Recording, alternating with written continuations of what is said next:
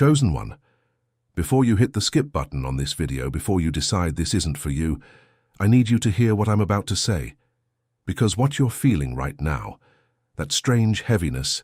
that lightness that never comes, that exhaustion that doesn't go away even after sleeping, is not weakness, it's not lack of faith,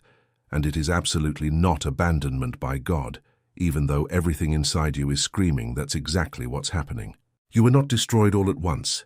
in a single dramatic moment visible to everyone around you. You were emptied slowly, almost silently, in doses so small that you barely noticed when the weight began to grow.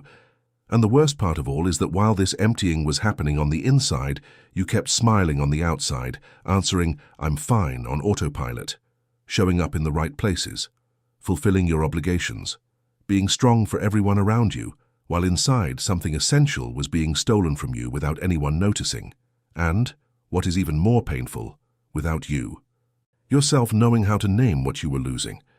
I know what this scene looks like in your life because it has a very specific face that very few people have the courage to describe out loud. Maybe you're sitting in the pew of your church, surrounded by people you love and who love you,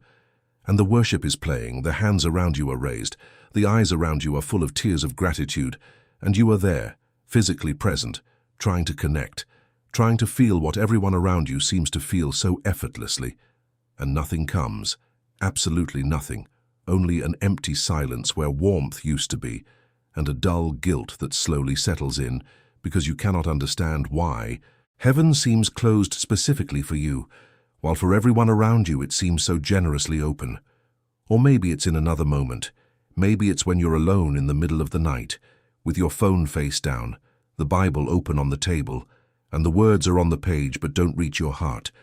and you sit there staring at those letters trying to find the God who was once so real to you, so present, so close, and all you find is the heavy silence of an empty room. This silent emptying you've been carrying didn't appear overnight. It wasn't a single event that arrived and broke you head-on, because if it had been that way, it would almost be easier to process, almost easier to name, and to seek help for. What happened to you was far more subtle, and for that very reason far more devastating, because it grew beneath the surface of your normal life while you kept fulfilling everything, praying, serving, showing up, being the pillar everyone expected you to be. And one day you woke up and realized you were exhausted in a way that goes far beyond the physical, exhausted in a way that sleep doesn't fix, that vacations don't touch, that Sunday prayers don't reach. A soul exhaustion that only those who have felt it can recognize on the face of another person when they pass by. And along with that tiredness came a feeling you are ashamed to admit, a feeling that seems forbidden for a Christian to say out loud, which is the feeling that God is disappointed in you, that at some point you made a mistake that can no longer be fixed, that your dry prayer, your lukewarm faith, your heart that no longer cries in worship is proof that you drifted too far, fell too far, and that the God who was once so close is now looking at you from a distance you no longer know how to cross. This specific lie is the cruelest the enemy can plant, because it doesn't feel like a lie. It feels like confession. It feels like self-awareness. It feels like spiritual humility.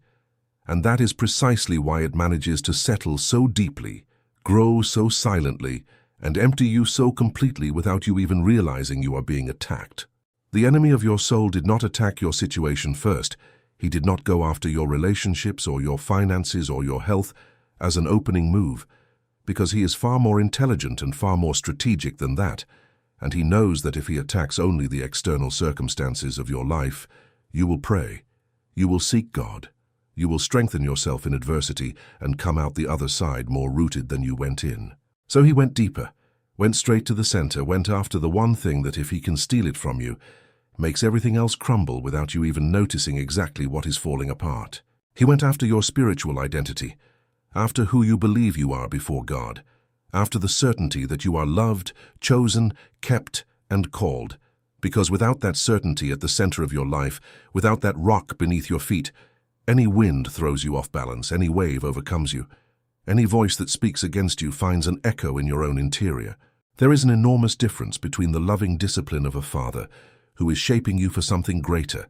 and the calculated accusation of an enemy who wants you to give up.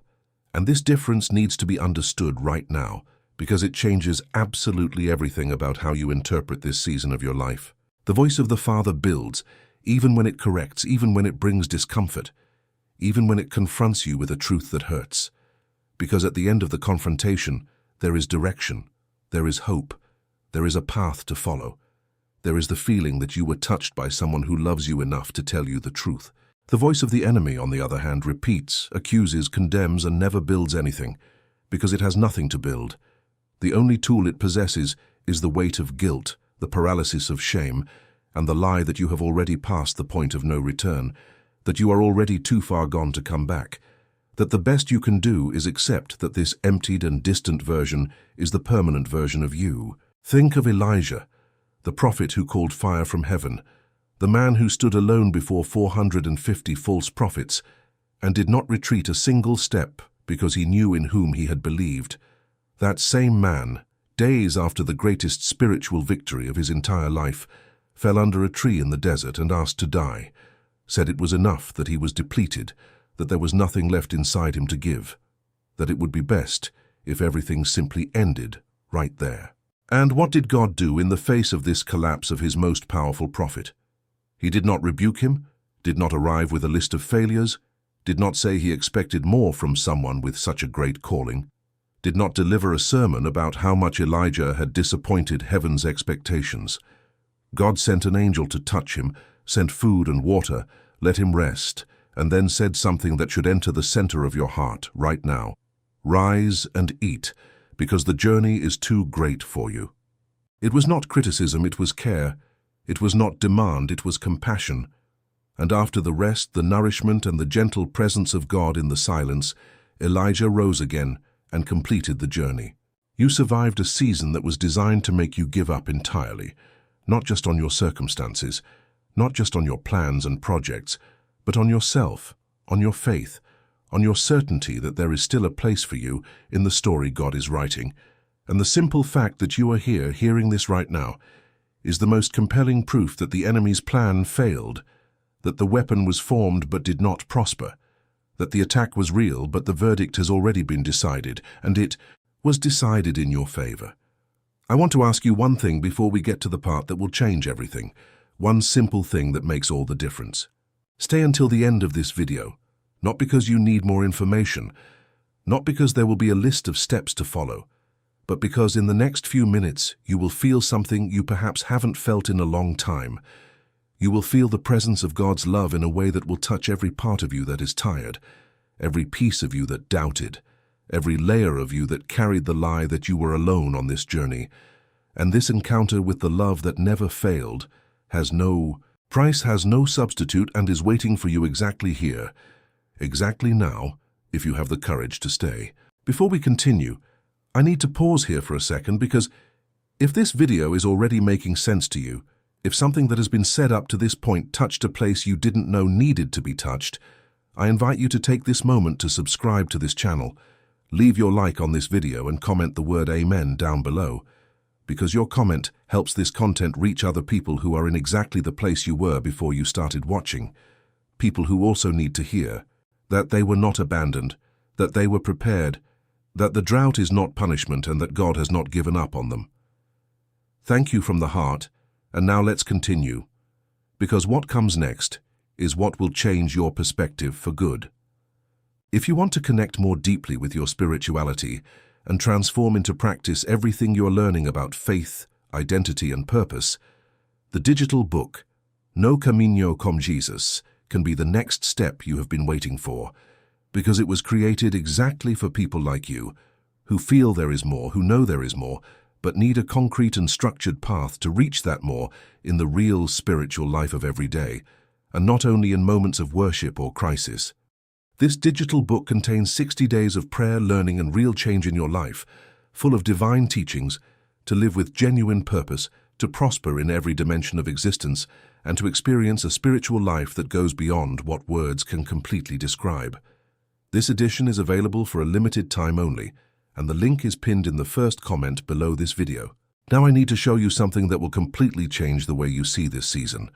something that most people who go through a spiritual crisis never manage to see because they are too busy trying to survive the present to notice the pattern that consistently repeats itself throughout all of sacred history, and throughout the history of your own life, when you stop and look with the right eyes. What you are living right now, this silence of God that feels cold and this interior emptiness that feels permanent,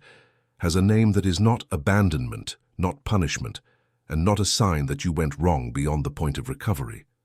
This state has a name, and its name is preparation, because God never empties what he does not intend to refill, and he never takes anyone through the desert without having promised a land on the other side. Think of the story of Joseph, the beloved son who was sold by his own brothers, torn from everything he knew and loved, thrown into a pit, then sold as a slave to a foreign land, then falsely accused and thrown into a prison from which it seemed he would never leave, and where he spent years waiting for a freedom that humanly there was no reason to believe would come. At any moment in that story, Joseph could have concluded that he had been forgotten by God, that the prophecy of his life had been cancelled, that the promises were too beautiful to be real, and that the best he could do was adjust his expectations downward and learn to survive within the prison, because the prison was all there was. But what the story reveals, with a clarity that cuts to the soul of anyone willing to truly look, is that the prison was not Joseph's final destination. The prison was the corridor of the palace, and every year that passed within the walls of limitation was forging inside that man a capacity to govern, to withstand pressure, to preserve integrity in the face of injustice that he would never have developed in comfortable and predictable circumstances. The drought you are feeling in your spiritual life, this season in which prayers seem not to rise, in which the word seems not to speak, in which worship no longer moves you as it once did, is not God punishing you for what you did or failed to do. It is not God pulling away from someone who disappointed too much to be kept close. It is not heaven closed over a life that fell outside the original plan. The drought is the method God frequently uses to deepen roots, because roots do not grow downward. When there is water in abundance at the surface, they grow downward when the surface dries, and the only way to survive is to seek the source that lies deeper. And when those roots reach the water that is in the depths, when the connection with God ceases to be superficial and emotional and becomes deep and real, not even the most violent storm can uproot that tree from the soil, because it is anchored where no wind reaches. Your dry prayer mumbled without tears, without the emotion you think should accompany every real conversation with God. That was probably the most honest prayer you have ever made in your life, because it was not motivated by performance, was not wrapped in the emotion of worship, was not driven by the collective warmth of a room full of people worshipping together. It was just you, with a broken heart and a mouth almost closed, still choosing to turn your face in the direction of God even without certainty that he was listening, and that simple and almost imperceptible movement of continuing to seek when there is nothing you feel in return, that is the heart of a faith that the enemy cannot destroy. There is a pattern that runs through your story, and when you learn to recognize it, it stops being a source of fear and becomes a source of hope, because it reveals with impressive consistency that God does not act randomly in your life, that each difficult season you have ever crossed was preceded by a preparation you could not see at the time, because you were on the inside, suffering, surviving, trying to understand what was happening. Look back at your own story with honest eyes. Look at the moments when you were certain there was no way out, when the weight seemed too crushing to bear, when the silence of God seemed too long to be acceptable. And then look at what came after those seasons, and you will realize that every single time, without a single exception, what seemed like the end was the entrance corridor to something you would never have reached without having gone through that specific pain. Moses spent 40 years in the desert tending sheep, exiled from everything he knew, removed from the greatness and power that he once thought would define his life, before God arrived in a burning bush and called him back to be the liberator of an entire people. And those 40 years in the desert were not punishment or waste. They were the 40 years in which God was forming inside that man the humility and dependence that a liberator needs in order not to become a tyrant. Paul spent 3 years in intense solitude after his conversion before beginning the ministry that would transform human history. And those 3 years were not wasted time waiting for God to finally give the green light to the use of all those talents. They were the time in which the gospel was being worked not only in Paul's brilliant mind, but in the very fabric of his identity, so that when he opened his mouth to speak, it would not be only theology that came out, but transformation. The enemy knows this pattern better than you do, and that is precisely why he always intensifies attacks immediately before your advancement, because he can perceive the movement of heaven before you perceive it, and when he sees that God is about to promote you to a level of faith, influence and purpose that will threaten the kingdom of darkness in a real and significant way, he launches his most sophisticated attacks not to destroy you directly, because he does not have that power over a life kept by grace, but to convince you to destroy yourself, to make you believe that you are not ready, that you are not worthy, that everything you have lived through up to now has too many mistakes for heaven to still have a use for you. The size of the resistance you are feeling is a direct indicator of the size of what is about to happen in your life, and the fact that you are being attacked with this intensity means that what you carry is of a value that the enemy simply cannot ignore. The deepest turn that needs to happen now is not in any circumstance around you, not in any external situation that needs to change so you can finally advance. The turn that needs to happen is in the way you see yourself. It is in the moment when you stop identifying with the person who was emptied and begin to identify with the person who is being prepared, because these two perspectives create completely different realities. The person who sees themselves as emptied waits passively for the feeling to return, for the emotion to come back, for circumstances to change so they can finally go back to being who they were before. But the person who sees themselves as prepared acts with the authority of one who knows they are in the corridor of the palace, who treats the prison with the dignity of one who knows it is temporary, who prays with the conviction of one who does not need to feel in order to believe, because the faith that was forged in this season no longer depends on the emotional weather of the day. You are not waiting for God to act on the other side of your problem. God is waiting for you to believe that he has already acted, that the answer has already been signed in heaven, that the preparation is already underway, that the drought is already fulfilling the function for which it was permitted, and that on the other side of this season is not a repaired version of who you were before, but a completely new version, deeper, more rooted, more capable of carrying the weight of the calling that has always been over your life, that was always real and always greater than the external circumstances managed to make you believe. The last obstacle between you and the next chapter of your story is nothing external. It is no person who needs to change position, no situation that needs to resolve itself, no enemy that needs to be defeated, because all of those have already been dealt with in dimensions you cannot yet see completely. The last obstacle is the old version of yourself that is still trying to hold on, the identity of someone who was abandoned, of someone God forgot, of someone who is not good enough or strong enough or pure enough to deserve the next level, and this identity needs to be released consciously, intentionally, with a clear decision that you will no longer inhabit it because it is too small to shelter who you have become inside this season of fire. The moment has come when you will speak over your life with the authority of one who knows they are being prepared and not destroyed, with the conviction of one who understands that the emptiness was God's method for deepening what was shallow, of one who knows that the drought was not punishment but positioning, of one who chooses today to rise up beneath their own tree in the desert and receive the gentle care of a Father who never left and will never leave, no matter how closed heaven seemed. During this season, place your hand on your heart right now, not because it is a beautiful gesture, but because you need to feel your own heart beating while you speak these words out loud, because this heart that is still beating is the most concrete proof that God is not finished with you yet, that the mission continues, that the worst has passed and the best is yet to come, and you will not get there as a spectator of your own story, but as the protagonist of a chapter the enemy tried to cancel and could not speak now out loud, so your own heart can hear it.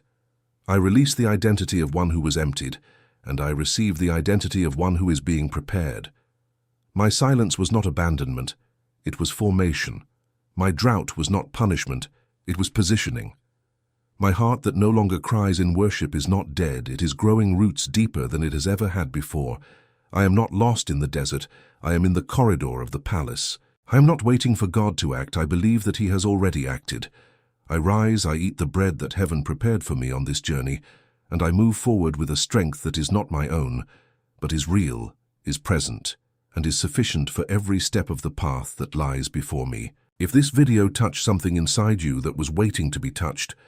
share it with someone you know is also on this journey, who is also feeling the weight of a season they cannot name, because sometimes the most transformative thing we can do for another person is simply place in their hands the message they needed to hear before giving up. And don't forget to get your copy of the digital book, No Camino con Jesus, through the link in the first comment, because 60 days of immersion in purpose, prayer, and teachings that transform lives can be exactly the next step that will bring everything you learned here into your daily reality in a practical, deep, and permanent way.